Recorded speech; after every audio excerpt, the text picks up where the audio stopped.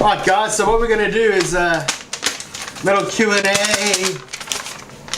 We've got a few questions here which we get asked a lot. So we're going to do a kind of an entry beginner's guide to targeting perch basically on lure. Just going to go back and forth asking each other's questions and try and explain them as best we can. So Tom, first step, how do you go about finding water to fish? That's actually a tricky one. A lot of people ask, like, where can I go fishing near me? Probably the biggest tip I could give is go on Google Maps and go on the view where you can just see white as the map and you see water as blue, and then you'll find water around you. Set it to, I don't know, 5 to 20 kilometers from your house, and you'll find the water around you, and then you'll find the name of that water, whether it be a river, a lake, pond, etc. And then you can just like Google them places. Like if you find a river, for example, near me I've got the River Lee. I could then Google the River Lee. I could find out what the ticket price is, if it's private, if I have to join a club, if I don't, what kind of fish are in there, you know, all that sort of thing. And it's a lot easier than, you know, just kind of asking people, because you can go on Google and you can find places that other people don't know. Okay, so Jason, can you tell me a little bit about what rigs you would use to find some fish? If you just turned up to the river and you wanted to locate some fish, what would you use? Okay, well, generally, just because I'm kind of the way I am, I usually have 2 rods with me. So one will be rigged with a reaction bait, whether it be a spinner bait, you know, something like this. Something I can cover a lot of water at all depths with, just to kind of gauge the mood of the fish. You know, if I find some fish, that's when I'm going to slow down and I'm going to start throwing plastics. You know, like there's a craze for the Ned rig and the TRDs and stuff like that. Now they're great for once you've located the fish. You know, you just kind of sit there and you smash through that school and you're working hard. But most definitely I'd use, if I'm not using a hard bait as a search bait to locate the fish, I'm going to be using a shad style bait, probably Texas rig, because I can flip it out, I can swim it back again at all depths, drag it through the structure on the bottom, and just see what's happening, and just keep switching up your baits and your presentations and just the way you're retrieving. You know, like some days they want it fast, some days they want it low and slow. So what would your ideal entry level bait casting setup be for targeting perch and going up towards light pike fishing? Okay, so a lot of people ask this, and if say you had a budget of £150, that's going to easily get you started in like a light world of bait casting. It's not going to cast, you know, down to 1 gram like a BFS reel, but that's obviously because you're not paying the money. These reels are expensive for a reason.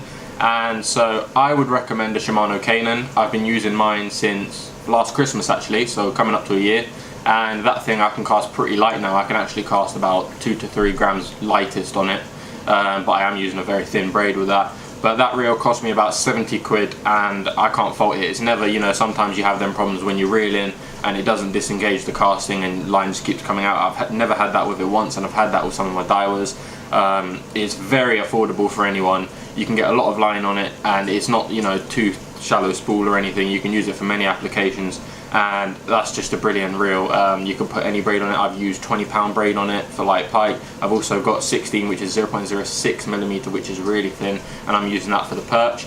And rod wise, if it's for light perch, a 3 to 15 gram would be really good for that. You can maybe go to a 7 to 21, which is what I've been using recently, if you put a little bit heavier braid than like what I've got on there. If you're using like a 15-pound braid on that and it was, you know, 0.1 diameter, that would be really nice. It would be a really crisp setup for the light pike and the heavy perch sort of fishing. And you know, you can get a rod, a Major Craft. If you get a Go Emotion or a Bass Para, they're like the entry level Major Crafts, and they cost about 60 to 120 quid. If you search on eBay, you can sometimes find them cheaper.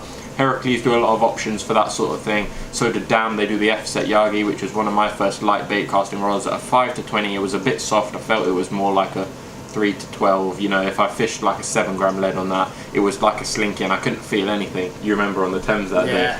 But you know, if you look at Heracles, they do like the Kalida and things like that, and these rods cost 15 grams and they're really nice. They cost around 60 to 80 quid, the Heracles, and I can't fault them for the money. Okay, so Jason, if I'm fishing and I'm on the canal and I keep getting weeds on my hooks, you know, I'm using jig heads, how can I combat that? Well, there's a variety of ways you can combat this. You can either use a bait that goes above the weeds, you know, a jerk bait or something. But if you want to get into the structure and into the nasty where the fish live, you got a couple of options. Your first one being the good old Texas rig. And Tom will show you how to do that later, but it's been around for years. It's basically weedless. You can bring your lure through loads of stuff. I mean, through grass and weed, you're still going to get some on your sinker and stuff, but it's not going to hook up on the hooks. And you can bring it through trees, you can bring it through, man, almost anything without losing that rig.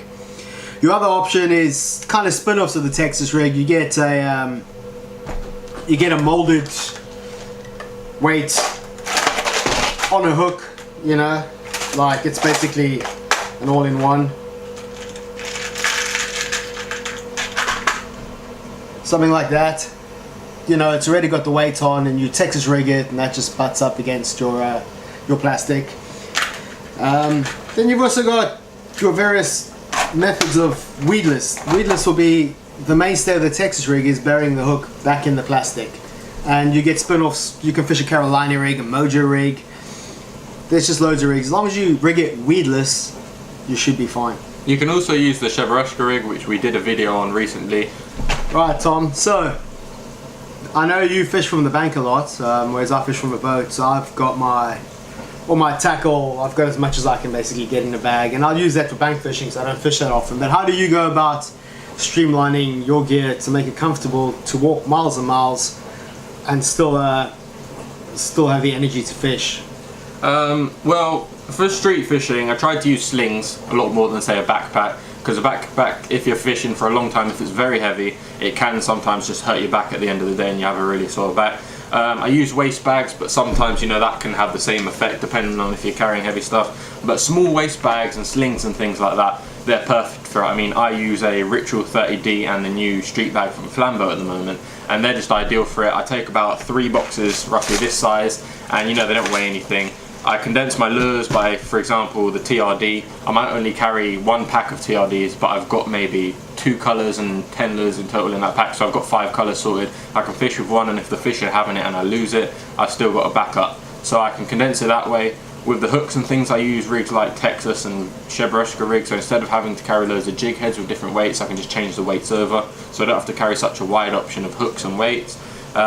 You know, soft plastic packets, I carry a few, but I don't carry a full pack of, say, 10 of the same shad, because you're never going to go through 10 in a session, so I might do half and half, and that just means I can carry more tackle with me in less space. Alright, so Jason, when you're transporting rods, whether you're on public transport, in the car, or just in the house, how do you keep your rods and reels safe? How do you just stop them from getting damaged? They can fall over, etc. How do you stop them getting damaged? Well, what I do is, because, you know, these things bring me loads of joy, loads of fun. It's my escape. So I like looking after my gear, you know, because I spend a lot of money on it and it makes me happy. So first thing I do is, you know, the reels I really love, they each get a little reel bag like this. You know, you can buy them at various shops a lot, and I got these from the States when I bought some gear from there. Basically, that'll just slide over your reel, straps on there. It's protected, your reel's not going to get scratched and bashed. It's very soft as well. Yeah, it is soft, man. It's a neoprene. It's similar to the kind of, like those beer holders you get, beer coolers. And as for the actual rod itself, well, I just use these rod socks, which I just thrown away. They're pretty handy, man. All you do is slide it over the rod. Ends up, you know, protecting your eyes and your blank, because when it falls, this absorbs all the impacts, and you know, you don't end up with buckled eyes and stuff. Because I'm rough with my gear, and I'll take about 4 or 5 rods at a time on the boat, so there's a lot of tangling and shit in the car and stuff in the car. This prevents it. But yeah, like I say, reel covers for the reels I love, smashing for the ones that don't. But yeah, man, look after your stuff, because it's not cheap, and you know, you want to be spending that money on lures, not buying a new rod because you've snapped a tip or snapped an eye. So Jason, you know, we've got so many boxes flying around the house. How do we kind of condense it into something that is just there? It's like a tackle station if you want, and we don't have to have things lying about. How can I just have all my stuff in one place at the same time? Well, you can pass me my Flambeau Portage. Right, this bag, it used to just be my boat bag, but these days I find I'm so paranoid when I go fishing. I want everything with me, and this does the job for me, man. I've had this probably about 8 months. It's one of the most handy pieces of tackle accessory I've ever had, man. Everything I need from any situation, from fishing top waters to dragging jigs on the bottom, is in this box, man. I got my tools in here, my crimping pliers I used to unhook as well. I got my line cutters. Man, in the top I keep my measuring tape. What's this? My leaders. That's probably the coolest thing on this bag. Accessory from Spro. This is a hydro clip. So what you do is you clip your bottle of water on here. It saves you space in your bag for more tackle. You know, that's pretty cool. It is, it's rad. Yeah. The stuff I have in here, man, like I said, I got all my leaders in here. I got my scents, my gels. I've got all my terminal tackle, you know, hooks, sinkers. It's all ready for me when I open it up. I never leave home without some sort of multi-tool Leatherman, because, you know, I'm on the boats. I never know what's going to go wrong. I need something. Or on the bank, you know, you never know. Like unhooking pliers, you know, aren't going to get a hook out your face. Whereas these might. Always have some Polaroids with me, you know. These I use for when the sun's out. I got another pair which I use for when it's overcast. They're in this side. On the sides I keep various GoPro stuff, spare spools of line, you know, braid, whatever. Lots of big pockets, both sides as well. Dude, both sides, there's storage inside the pockets. The main compartment, got all my my boxes here marked up. I keep my hard baits all in one box because I don't need 10 trays of hard baits when I go fishing. I do need 10 trays of plastics. I keep all my Z-Man gear separate in this little breathable compartment, yeah? Just because, you know, Z-Man stuff, as amazing as it is deadly to anything else in your bag. And the other cool thing about this is you've got a little waterproof sleeve in here. So if you want to put your phone or camera or something in here, you're fine, man. Even if this thing goes in the drink, it's gonna stay dry. And I just got some oil in there for my reels. Don't want that going anywhere else either. This has changed the game for me a lot. I love this bag. It's held up. It is super rugged. I mean, and it is actually comfortable when you you've got fish. A lot of cushions on that. It's got cushions on the back. You can see there. Yeah. I mean, the bottom is quite a hard bottom, so it's quite rigid. So it doesn't flex all over the place. You can either store reels in the top here. It's got dividers. Man, I can't go on enough. Got my lure retriever for when I'm out on the boat. This is my favourite thing, but yeah. So yeah, man. But this is definitely the way I keep all my gear together. All the stuff that I know I'm gonna go fishing, I take this in the car. I don't need to scratch through my drawers upstairs where I keep all my spare gear. And you know, it's just, it's neat. It's compact. I can take this anywhere I want.